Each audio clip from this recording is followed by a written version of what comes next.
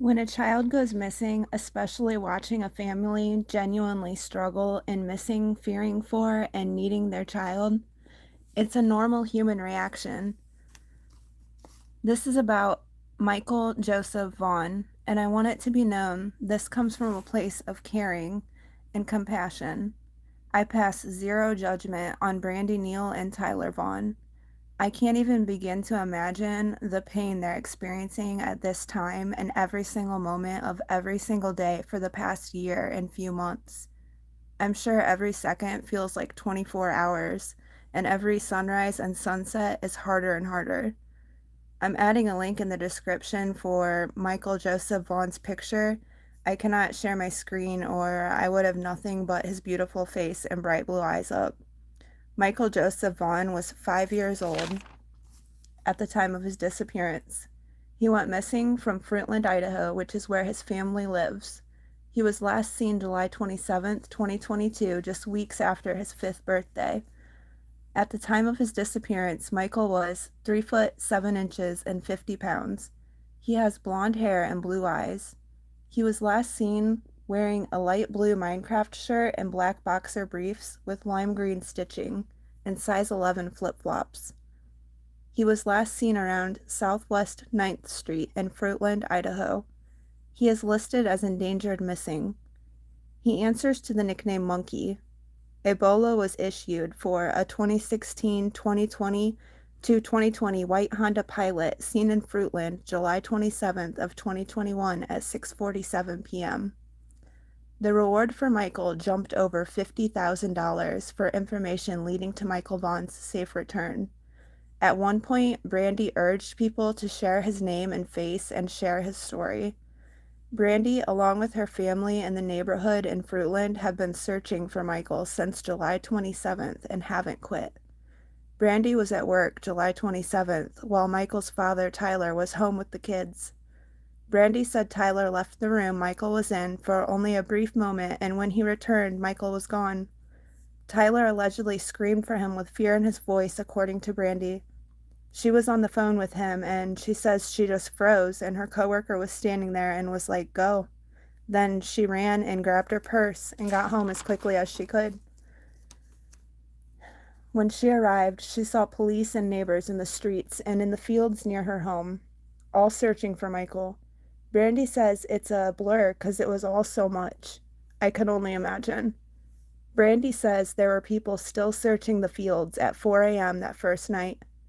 Brandy describes Michael as friendly and curious, but says he rarely wandered off by himself. He always played outside, accompanied by older siblings or an adult, and the couple times he ever did wander away, he only went to the end of the road, excuse me.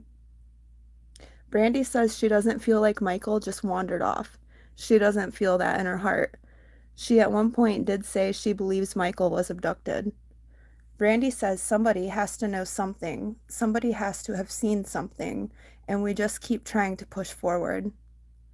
She hopes people will keep sharing Michael's story and someone will come forward with information and helping the case move forward, even in a small way. Each step in the right direction is a blessing that Brandy recognizes, and she has expressed her gratitude to those who have helped to share Michael's story based in fact and not speculation, and not reaching out to potential suspects for interviews like JLR to post on YouTube and profit off of because it is hurting Michael's case. She has publicly asked for those spreading misinformation and for those interviewing suspects or potential suspects to stop now. Brandy says her and her family continue working with Fruitland police and says they have become family to her. In a Facebook post on October 8th of 2021, the Fruitland Police Department said they're seeking help in identifying the driver of two cars along with two other individuals who were seen near Crestview Park, where Michael went missing around 6:30 p.m. They actually narrowed the time to between 6:40 and 7 p.m. Police are looking for the drivers of a white Honda Pilot model 2016 to 2020 and a blue Dodge Avenger, a 2010 to 2011 model. The white Pilot was leaving the area between 6 and 7 p.m. the day Michael disappeared, and the blue Avenger was seen also leaving the area, immediately turning right and heading south. The police also sought help in identifying two individuals spotted on surveillance videos from near Crestview Park, one being a shirtless adult male and with dark hair and facial hair, wearing dark shorts and even jogging on the seen jogging on the sidewalk near Crestview Park. The other person is an adult male with dark hair wearing a white t-shirt and black shorts, seen walking down into the park area. Police have stated these individuals are not suspects or persons of interest, but that it's important to talk to each of them to help complete the picture of events that took place that evening. Chief J.D. Huff says they have cleared over 1,000 leads in the time since Michael has went missing. Then he says calling with speculation and theories slows their investigation. However, anyone with credible information is urged to call Fruitland Police. Now police are digging up the backyard of a home within a few minutes' walk away from where Michael's Vaughan's home is. They ended up receiving a credible tip that led to the search. They spent the weekend digging at the 1100 block of Red Wing Street, about half a mile from the home. Heavy machinery, including diggers and excavators and cadaver dogs, were brought in. J.D. Huff said they did obtain a search warrant after receiving a credible tip. Investigators from the Fruitland Police Department, Idaho State Police, Idaho Mountain Search and Rescue, Fruitland Public Works, and the Fruitland Fire Department were involved in the search. Huff says they plan to dig 3 to 4 feet deep until the entire yard is excavated. The couple who lived at the home have no known connection with the Vaughan family. At a press conference over the summer, police said they received information that led them back to the Fruitland area. Brandy describes Fruitland as a safe, quiet place. She says Michael was looking for older neighborhood kids to play with. She says he went to one neighbor's house, then another neighbor's house, then another neighbor's house. Investigators are allegedly being very slow and methodic in their search, thankfully. The family spokesperson says they have a backhoe, they have canines, and they're putting dirt into a dump truck and they're going away, then they're sifting through it. Police have notified the family that they're searching for remains. Brandy says they are not okay. She has had to tell his siblings that Michael may not be coming home. She's expressed her pain in the fact that Michael has missed so much, including holidays and birthdays. The spokesperson said the couple that lives there are both in custody. They have not been charged in connection with Michael's disappearance. One of them has been in custody since May and the other taken into custody Friday. I can only imagine how hard it must be for Brandy not to go over to that house. She says, "That's my baby, that's my baby." But law enforcement have specifically told her, do not go over there. Police received a tip that Michael's remains could be in that backyard. But as far as I know, nothing has been found so far. As I was sitting here writing this, it was 8:40 p.m., November 14th, 2022. I was feeling very raw emotion for Brandy. The article that I've just read on Idaho Statesman states, a woman has just been charged with failure to report a death tied to disappearance of Michael Vaughan.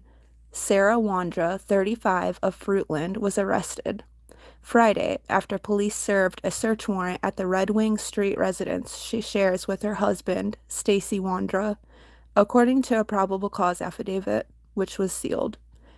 The article goes on to state the residence was the site of a weekend police search and excavation in connection with the disappearance of Michael Vaughan. Michael went missing from his front yard, half a mile from the Wandra residence, on July 27, 2021. Police haven't said publicly what evidence they're looking for, but they brought cadaver dogs to search the yard. By Monday afternoon, officials had not said whether they found evidence or remains at the residence. Sarah Wandra was arraigned Monday afternoon, November 14th. She told Judge Brian Lee she understood the allegations made against her but maintained they're not correct. When Lee informed her of her rights, Wandra said, "I don't have any reason to be silent because I didn't do anything wrong." Wandra was charged with felony failure to report a death. According to this article, it's a felony because the failure to report the death was an attempt to conceal manner of death, and in Idaho, this alone carries a possible prison sentence of up to 10 years and a fine of up to $50,000. The family spokesperson told the Idaho Statesman the family is asking for privacy and support at this time. They're dealing with very difficult news that's ongoing and unfolding, Lena Westbrook said. Officials have instructed the public to avoid the investigation area in the family's home. Lee set Wander's bond at $500,000. If she bonds out, she will be required to wear a GPS monitoring device. According to court documents, police forced entry into the Wander's home around 9:30 p.m. Friday, where they found Sarah Wandra in the living room. She was detained and read a copy of the search warrant. In the affidavit, and Fruitland police officer wrote, "When I got to the portion that read murder, she said, 'Did you just say murder?' multiple times. She also said, 'I have never murdered anyone.' Officials said Sarah Wandra maintained she definitely did not kill that boy and said, 'In the Most High God already told me who did it.' Oh, wow, wow, the Most High God just told me that Stacy was the one who killed him and buried him in the yard of the neighbor's house."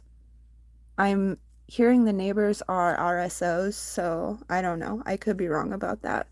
When asked later to show police where the boy was, where Michael was buried, she told police of a spot near the entry of her residence and said Stacy buried him in the backyard by the shed. Police said by that point they had begun hand digging a portion of the Wandra's yard based on information received from Stacy, who had not been arrested or charged by Monday afternoon. It wasn't clear when or why police had spoken with Stacy Wandra. Stacy Wandra was arrested and told police Sarah Wandra was arrested and told police, "God just told me that Stacy was the one who did it," adding that she knew the body was in the neighbor's yard because that's what Stacy just told her. She then corrected herself and said that's what God told her. Allegedly, she reiterated to police that she had nothing to do with Michael's disappearance. She said her husband buried Michael in the backyard by the shed but wasn't the one who actually harmed him. She said instead that a man only identified as Adrian had been the one that had done it, and he was scared to tell anybody. That's the end of that article. That one was posted November 14th, 2022 at 2:15 p.m. on idahostatesman.com.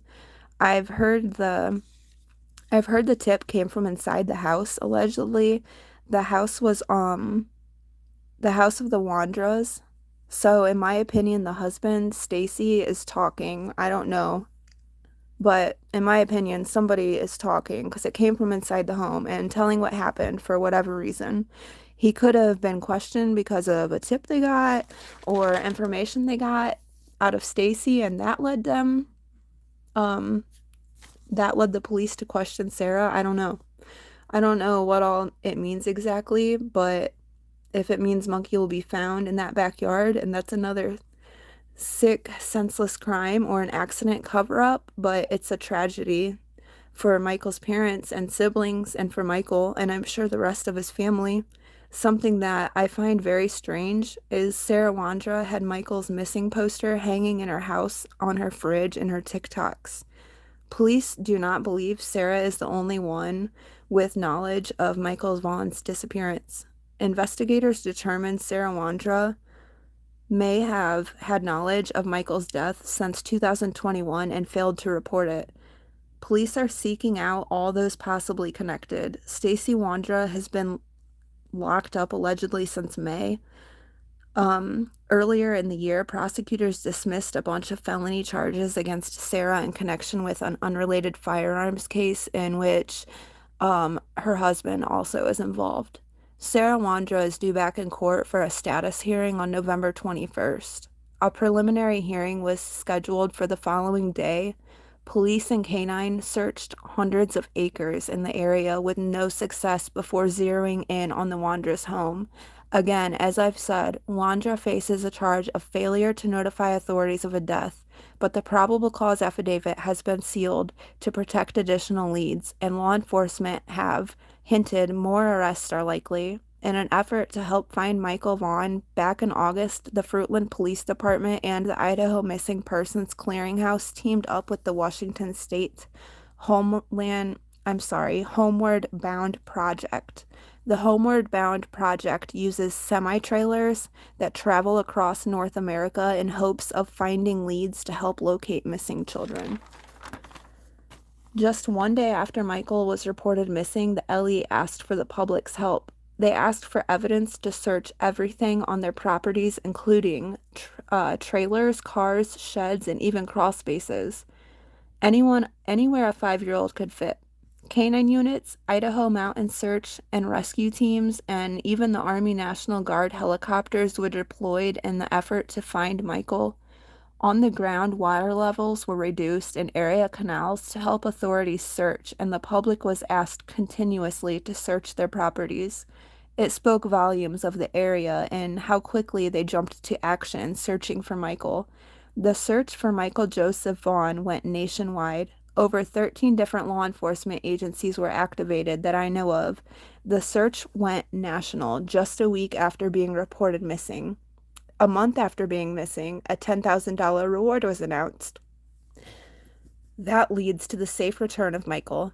This was an anonymous donation from a local resident. The reward was to remain in effect until November 15th, 2021. The reward grew to $26,000 when Michael's family received a donation, and they immediately added it to the reward fund. That tells me a lot about his parents.